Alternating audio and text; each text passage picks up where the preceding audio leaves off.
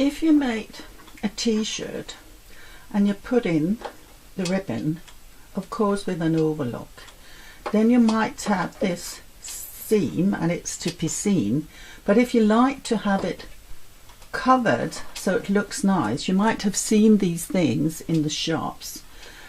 Then we have first placed the ribbon and put it on by overlock. Now turn it around and I take my band, and it's a bias band, place it from the shoulder and pin it here to assure that I'm actually catching the seam, my overlock seam. Try to stretch your neckline a little bit, because now we are going back more or less to the original. So now again I place it here like this. Check on the back, have I caught the seam so it won't be seen. Then again to the shoulder line here. My band is too long, but we'll cut it afterwards. Now I start stitching from the shoulder line, not further, just from the shoulder line, because this kind of neckline, finishing of neckline, you can't do it in a round neck, because then you can't get it over your head. But if you do it only at the back, then it's possible just to sew it, because then you're only locking the back side. So let's just do this.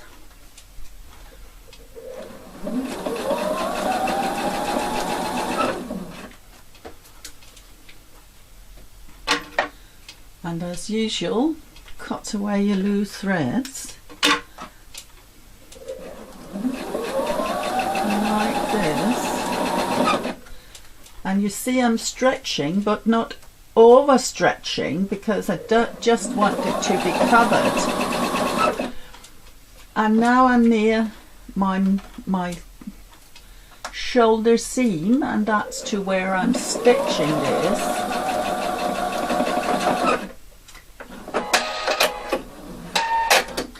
And now you see I can't see my seam in here, and that's what it's all about.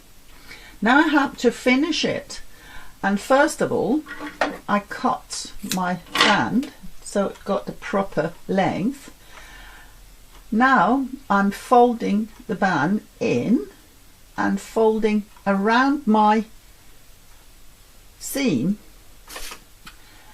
As usual, I'm actually placing my pins at the front, but now again I'm folding it down upon my t-shirt like that. And this is the reason why you've got to use a bias band, otherwise it won't work. Now folding and folding it down. Make sure you don't have any special pleats here, it has to be flat. So again, it probably needs a few pins to make it look nice, and I think this is too long, so I shorten, fold it down here and fold it down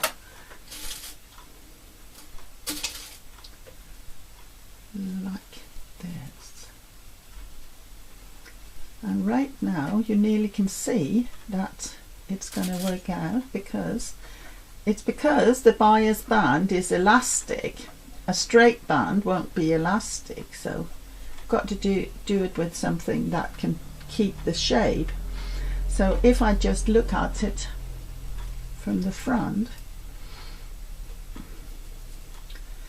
you'll have it like this. Now it's possible for me to stitch it.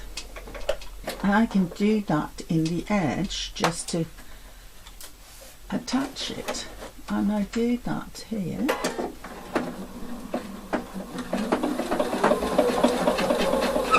And it's just a few millimeters from the edge, and make sure you don't have any foldings.